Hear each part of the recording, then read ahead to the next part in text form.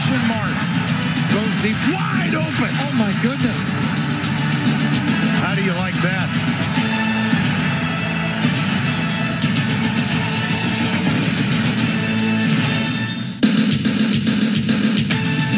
Hello, everybody. I'm Adam Zucker, and welcome to Autotrader College Football Today. Coming up next, an SEC showdown, number 11 Florida and Arkansas. Then tonight at 8 Eastern, a crucial SEC West smackdown. 8-0 number 1 Alabama visits 13th ranked LSU.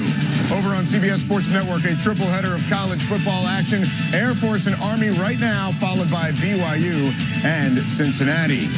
All right, so 4 unbeatens losing last week should have made the College Football Playoff Committee's job easier this week when releasing the first rankings. It also opened the door for several 1- and 2-loss teams that thought their playoff chances were gone. Joining me are Rick Neuheisel and Brian Jones, and, well, perhaps one of those 1-loss teams will be saying goodbye because Texas A&M, who made it all the way up to number 4, in some trouble today, but lots to be determined. Here in the Big Apple, we've got the New York City Marathon starting tomorrow, Brian. I promise you the month of November is going to be a marathon for all these teams trying to get to the finish line and be one of those Final Four. Exactly. 'Tis the season because the playoff has commenced actually, and it's survive and advance already. And whoever's thought that a college football playoff would take away from the regular season were sorely mistaken. And for the teams in the hunt, just keep winning. In Florida, their defense helped put the Gators on serious cruise control in the East race last week. Today, they will try to chomp down on Arkansas, coming off a bye week after a nasty loss to Auburn. This game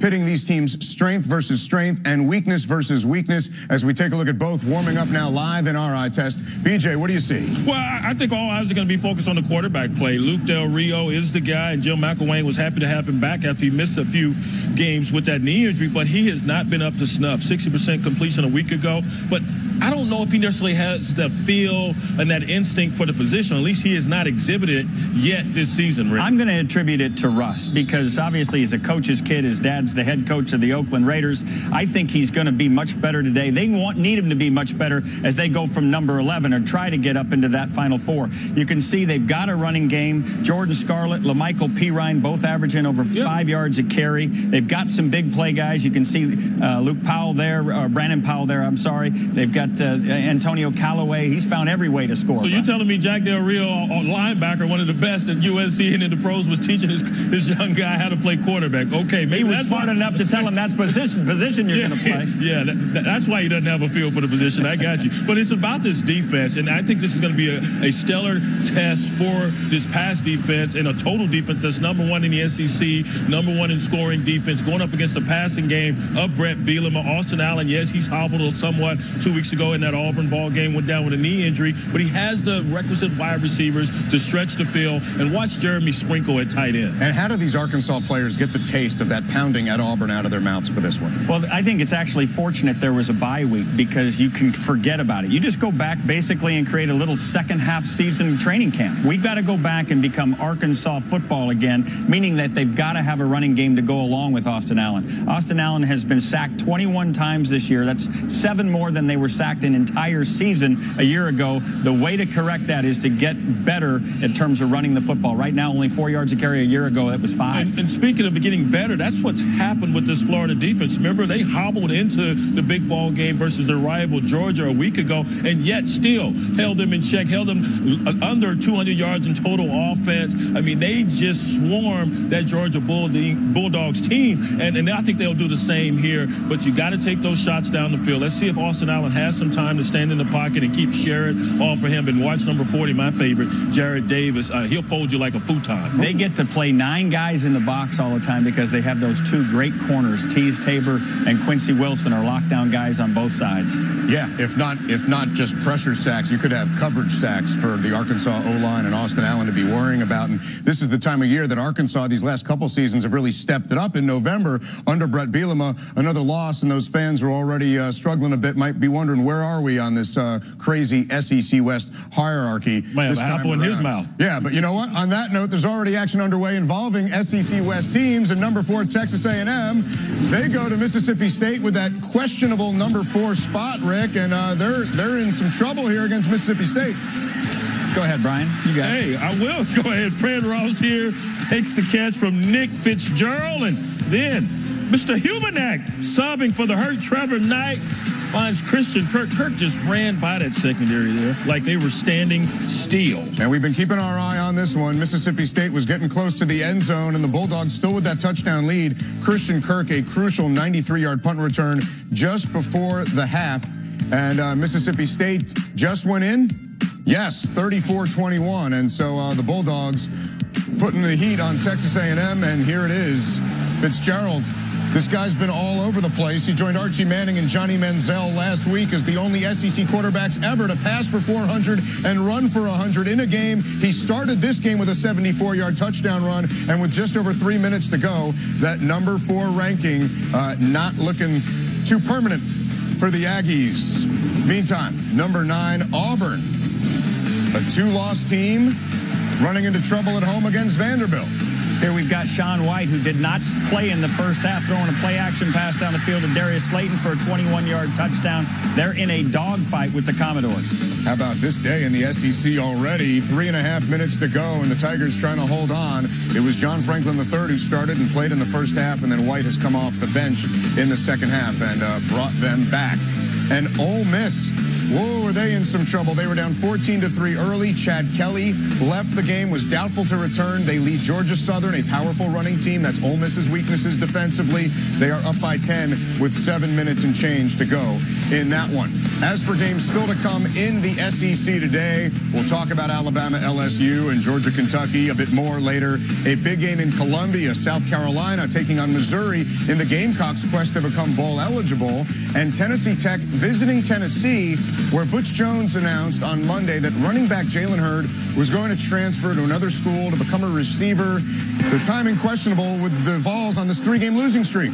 The conversation should be whether the young man should have made the right decision doing this in the middle of the season. Unfortunately, the conversation now is this just the tip of the iceberg within Rocky Top world, right? Is Butch Jones got a problem on it? Yeah, is there some dysfunction in that locker room? And I tell you what, from my 30,000-foot perspective, it's hard to be privy to the nuances that went into this decision by Jalen Hurd. But this appears to be selfish, in my opinion. And you're right. Is there disarray now within this program? Butch Jones having had to take on water with these 3 losses. Hurd had no problem when they were winning. Right. Now all of a sudden they've lost a few ball games. He wants to jump ship. Numbers weren't there what they were in the past, and Alvin Kamara had been given more touches. But hard to imagine 8-1 he's making the same decision. All right. Well, we don't know everything.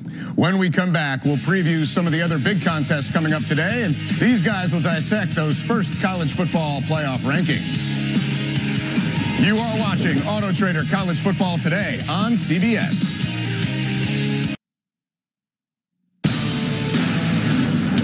Gator wide receiver, that's Gator wide receiver Antonio Callaway rewrote the Florida record book last Saturday when he scored on a 4-yard touchdown run in the win over Georgia. Sophomore became the first player in school history to be credited for touchdowns scored 5 different ways in a career: rushing, receiving, returning punts, kick return, and throwing a touchdown pass. All right, let's get you caught up now on all the other college football action. A pretty fluid set of games to start the day. The first game of our tripleheader, BJ. Navy trying to beat Notre Dame. Yeah. 5-game losing streak to them. Deshaun Kaiser looked good. Actually looked excellent late. Batting 1,000, wasn't he there, Rick, in the second half? 9 Finds Equanimous St. Brown, maybe the best name in college football, but Will Worth said, hey, I'll do you one better. 1-yard touchdown there. Navy midshipman with the big win. And how about Will Worth? 175 rushing yards and 2 touchdowns. Remember, he wasn't even their starter at the beginning of the year. Makes Navy 6-2. A big one against Tulsa next week on CBS Sports Network. All right, now, great moments from Lamar Jackson throughout the day, Rick, but I think a lot of people are going to be focusing on what happened late in this game. Beautiful 30-yard strike right here to James Quick. Gets him on the board early. Here he does it again. This time Jalen Smith on the receiving end. Just a beautiful pass. This guy's having a phenomenal year. And if you like his arm, you'll like his legs better. Watch this. Fake, and I think the rest, as they say, is history. Yeah, that stop and start again and go. But, Adam, to your point, what does he do in celebration of this deal? We're going to keep our eye on him here. And make your determination. As you go slower, I think it's just zip the lip. I don't think it's anything that's throat slash. That's beneath the face mask there. How about we just stay out of that area? Is that asking too much? 7 total touchdowns in a 52-7 win, and we'll see what gets said after this game. And Maybe we'll ask him when he shows up here in New York for the Heisman Trophy Day, of course, because he's on pace for that, no doubt. Wisconsin, this is their house of horrors going to Northwestern. Yeah, this is where they really had some bad Halloweens, right? Corey Clement here, though, muscles in from 2 yards out for the touchdown. Looks like they may exercise some demons. Up 14 now with 4.5 to go. They've lost the last 4 there, trying to stay in the hunt for the Big Ten West. North Carolina, they are tied atop the Coastal Division, though they lost the head-to-head with Virginia Tech. Right now, all over Georgia Tech, 41-20. All right, Air Force, BJ, with a chance to clinch the Commander-in-Chief's trophy at West Point. I'm so high on Army, but maybe not after today because Air Force was flying high like they usually do. Arion Worthman buying some time, finds a wide-open Jacoby Owens for the touchdown, the 9th-ranked scoring defense in the nation. Woo! They didn't look like it today. No, but Arion Worthman, who was billed as the future of Service Academy football, had to become the present last week, and he did it again today, 31-12. All right, Miami over Pitt right now, 34-21 in the third quarter. And Michigan State could be going down for the 7th straight week, while Texas is trying to make BJ a happy man, at least temporarily. All right, this week on SEC A to Z, LSU's Leonard Fournette is a beast on the football field, but melts into mush when talking about his daughter, Lyric. How else has fatherhood make you grow? It's a wonderful thing, you know, for you to come home. She's not knowing I'm coming home, and she runs towards me and try to jump on me. You know, it's the best feeling in the world. I get sad because she's growing up, and now she doesn't want to be held. Like, she wants to run around. So it's just, I love the overall experience of her growing up. And there I was talking about changing diapers with Leonard Fournette. You'll see him back in beast mode tonight when Leonard and LSU take on #1 Alabama in prime time. He is the man right now. Well, there's no question. He's a tremendous talent, but his most valuable weapon tonight might be as a decoy. The more they get Alabama focused on him, give some of those other guys chances to make big plays. The more you hear him speak, he just comes off in the right way. He's a well-rounded individual, whether it was last year with the Storms there in South Carolina and here talking about his daughter. But you're right. Let's see how he can make up for 31 yards only last year versus Bama. Coming off a school record performance and preparing to slow down Fournette was one of Nick Saban's primary focuses this week. On Halloween Monday, though, he also celebrated his 65th birthday, and at his press conference, Saban was asked what gifts he received. I only got really one, and it was one of those things where you push the button and it says that's that's the only one I got. You know, Brian, in the spirit, we're getting close to Thanksgiving. Yes. I went and got a button for you. I just want you to know whenever you're a little bit down, you're the best, Brian. Well, I got you one too, sir. Oh, Rick, thanks. I know I am. I think I need to borrow Nick Saban's button to respond to what I just heard between the two of you. You don't believe it? No. You know what, though, BJ? You are the best in one category. The picks. Last week, BJ went 6-2. In the face. Rick went 4-4. BJ's season lead expanding to 4 games as we look at our Saturday Spotlight presented by Chick-fil-A, starting with the crucial SEC West Smackdown in primetime here on CBS. #1 Alabama and 13th ranked LSU in Death Valley. The Tide has won 12 straight against ranked opponents and goes for a 6th consecutive win over the Tigers specifically. Meanwhile, LSU has opened up the offense now, hasn't lost since Ed Orgeron took over 3 games ago, Rick. The question is, what is LSU going to do differently this time as opposed to the last 5 times out against Alabama? They're going to have to mix things up. I think first down is going to be the most critical down tonight. They have to throw the ball successfully on first down to have any chance, but I'm still on. Well, everyone's focused on what LSU is going to do on the offensive side. How about their defense? Their last 2 ball games, their opponents have not scored anything in the second half. In the last 3, only 7 points have they allowed in those ball games in the second half. All right, BJ on the Tigers. Now to the Big Ten, and 3rd-ranked Michigan hosting Maryland as DJ Durkin faces his former mentor at the Big House. After a 4-0 start, the Terps have dropped 3 of 4. Meanwhile, with that trip to Columbus looming at the end of the month, the 8-0 Wolverines are coming off a revenge win against Michigan State, BJ. Reunited, and it won't feel good. DJ Durkin, you're right. He piloted this defense a year ago. He's been with Harbaugh. Also, there at Stanford. His team is playing well, but they won in this ballgame, going up against the #1 defense in the nation, the most well-rested defense in the nation. Michigan wins. Michigan wins. In the ACC, it's number 2 Clemson hosting Syracuse. The Tigers secured the 2nd spot in the college football playoff rankings after that dramatic 4th quarter comeback against Florida State. Meanwhile, Dino Babers has the Orange playing its best football of the season after wins against Virginia Tech and Boston College. Rick, upset alert? All right, Clemson, you're number 2. Now play like it, because I'm telling you what, Syracuse has amassed 1,100 yards in their last 2 games, both victories. Dino Babers is not going in there to play for 2nd place. I think Clemson gets it, but it'll be a challenge. All right. Moving on to the Pac-12 now. The late one, number 5 Washington visits Cal, and despite an impressive win last week at Utah, the Huskies are on the outside looking in at a top 4 spot in the CFP for the moment. Meanwhile, the Golden Bears have yet to lose at home, and Davis Webb is one of the top quarterbacks in the conference, BJ. Yeah, he's thrown more passes than anyone in the nation and has more touchdowns than anyone in the Power 5 conferences, but their defense, they give up 286 yards on average on the ground. Washington 6 straight with at least 199. Washington wins this ball game. Think Washington saw that A&M game? Yeah, and they're motivated now, too. Back to the Big Ten for number 10 Nebraska and 6th-ranked Ohio State. The Cornhuskers, coming off that overtime loss in Madison, their first of the season, but still control their destiny in the West Division. Meanwhile, the Buckeyes held on last week to beat Northwestern and have won 13 of 14 under the lights in Columbus, Rick. 2 really good teams, but one of them's got to get an offense on track. Tommy Armstrong a week ago, only 12 of 31 in Camp Randall. He's going to have to do better in the horseshoe. I think it's Ohio State's night. All right, Rick, pumped for this next one. Back to the SEC. Kentucky hosting Georgia. The surging Wildcats still have a chance in the East after winning 5 of 6. Meanwhile, the Bulldogs are desperate for a win after dropping 4 of their last 5. BJ. Hey, man, do I have to continue to apologize to Kentucky faithful because them a junior college? They've been excellent. Congrats to Mark Stoops, but they will lose today. The Bulldogs. How about this? Fine Isaiah McKenzie. No touches at all last week versus Florida. He's got Kentucky winning again.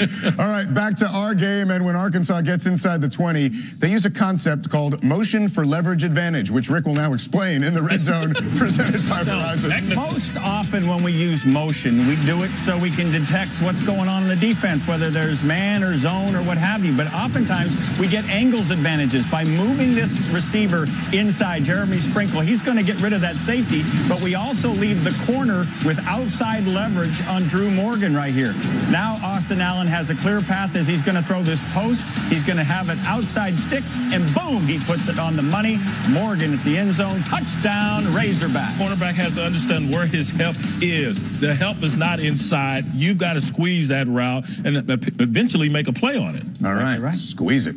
All right, Arkansas's only win in this series was in its first meeting with Florida in the 1982 Blue Bonnet Bowl. Since then, the Gators have won 9 straight, including all 3 played in Fayetteville. So Big Suey RV Nation has traveled today, hoping to see the Razorbacks snap that streak.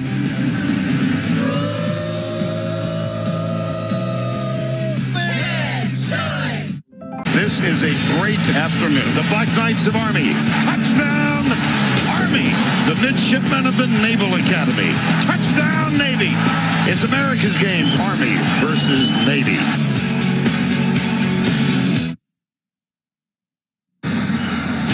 Autotrader College Football Today is sponsored by Autotrader. Find your perfect new, used, or certified car on Autotrader. Geico. 15 minutes could save you 15% or more on car insurance. And by Chick-fil-A. We didn't invent the chicken, just the chicken sandwich. A reminder, get the CBS Sports app for inside access to your favorite team. From signing day to game day, you'll get instant coverage of every moment from every angle. Download the CBS Sports app today. Arkansas wide receiver Jared Cornelius ranks 3rd in the SEC with 19.4 yards a catch, became only the 3rd player in Razorback history to have 3 straight 100-yard receiving games. Time now for Upon Further Review, and we start with dissecting the first college football playoff rankings. And upon further review, it is so easy to say that they got number 4 wrong when we expected 4 undefeateds at the top of the list, guys. Well, that was a very controversial pick when it was unveiled the other night on Tuesday night as the committee showed their first hand, so to speak. Washington was believed as the undefeated representative from the Pac-12 that they would be in that 4 spot. Certainly they're going to get to show that they belong there tonight against Cal. Well, what's perplexing to me is where you have Clemson at number 2, and they have benefited from the close victories they've had, Troy, North Carolina State, but yet Louisville has not. That's looked upon as a negative. They're close victories they've had versus Duke, Virginia last week, and they put them at number 7. So I don't know what their rationale was in putting those teams in those particular positions. What you have now are 2 camps, 4 teams that are trying to hang on to their spot and everybody else trying to get in. What's interesting right now is in this first go-round, we had, of the 15 teams that were at the top, there were a bunch of 2-loss teams. Teams like Auburn right now still have their destiny in their hands because they play one of those teams in the front. And LSU, who's not listed here, they're the 13th ranked team. Sure. They have an opportunity by winning tonight. And we've seen that in years past where teams come outside the top 10, whether it's 15th, 16th, and they get into this deal. Ohio State comes to mind. Oklahoma Nebraska and Ohio State are playing as well for great consideration tonight. The difference with Oklahoma this time around in that 14th spot, they're the highest ranked Big 12 team. There's no other opponent on their schedule that can help them sling upward into that playoff picture again. It's very possible if Washington were to slip up down the stretch that both the Big 12 and Pac-12 would be left out. All right, there's another more important vote to discuss, and in 3 days we will all be doing our civic duty to go out and vote, and this year in particular for the leader of the free world. So we went out and asked a number of current college coaches and players, who on your team would you vote to be president? Wow, that's an interesting one. I guess one of the guys that come to mind, O.J. Howard, is very politically correct, which seems to be really important to politicians in this day and age. Oh, no, don't get me in that politics now. We're not talking politics, are we? That's one of the things you're not supposed to talk about. Say Michael Badgley, our kicker. He'll come in my room. Yo, did you see what Trump just said? Yo, did you see what Hillary was talking about last night? Also, he has good hair, too. Tywan Johnson, because he uses big words. He can just use big words and he looks serious and he knows how to work the camera, you know, and the people. I definitely have to go Tommy Doles. All his towels, everything is just American flag this, American flag that. We call him Captain America. Pat McFadden, he's a running back. He would definitely be the best president. I'd vote for him in a heartbeat. Joshua Dobbs, hands down. I had to say Richard Brown. He looks the part. He looks like he'll be the one just so into that type of stuff. But he probably had to shave his beard off. I would make the best president because I would not be biased. If there was going to be one teammate that we had to have run this nation, I'd choose myself. I wouldn't choose anybody else. Wouldn't trust it in their hands with anybody else except for myself. There you go. Zach Banner has the confidence to be president. Who would you guys have elected from your team, from your playing days? Would have been Kenny Easley. Not only was he intelligent, he had command presence, but he would have found me if he knew I didn't vote for him. I get 2. I went to UCLA as well. Gaston Green, that smile is so infectious from Texas. It had to be Ed Cunningham. Big Ed, offensive tackle, mean and nasty, but yet he's got a soft side also, and people would follow him. I thought you're not allowed to vote twice. All right, let's check out some updates here. And it is a final, guys. Number 4, Texas A&M goes to Starkville and loses 35-28 after being given that number 4 ranking. Trevor Knight did leave that game, and it was already when they were down. Auburn was down at the half to Vandy, but only allowed 3 points in the second half. And how about that interception by Josh Hulsey to ice it? Auburn holds on, coming into the week at number 9, 23-16. Shaun White, a big second half in the win there. We'll be back to wrap things up right after this message and a word from your local station. You have been watching Autotrader College Football Today on CBS.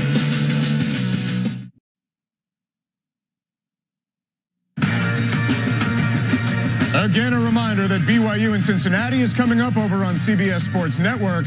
Brad Nessler, Aaron Taylor, and John Schriffen with the call for number 11 Florida and Arkansas is right after these messages. The Home Depot SEC on CBS is sponsored by Progressive,